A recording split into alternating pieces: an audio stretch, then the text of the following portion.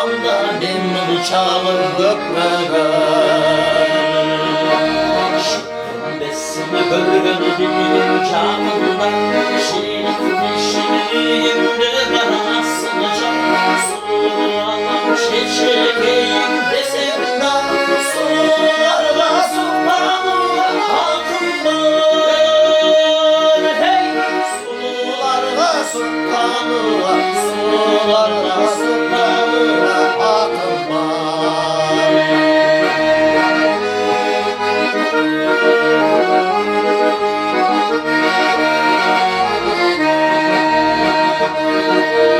Oğlum çarşlı göçelerden kapkara, oğlum taşı boşun sana üstüne. Oğlum kanlı sularını hayvanın, 30 yaşta minnoru çağır öpmeden. Şiddetini görgünü benim canımda, şiirin peşinde dağları asılacak. Çiçeğim desekler, sularla sultanla yakınlar. Hey! Sularla sultanla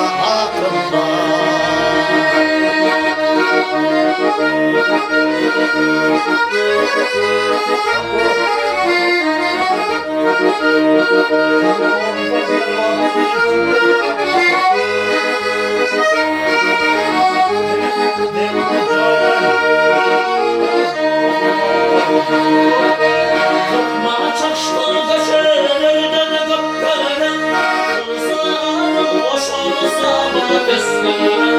Kıyamında çalışanın bilmesi, yaş izinde minnoru çağır öpmeden.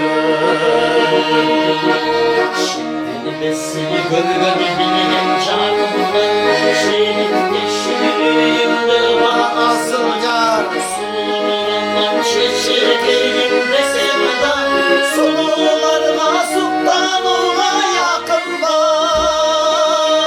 Hey! Sularla sultanla, sularla sultanla akıllar. Şimdi besini görgünü benim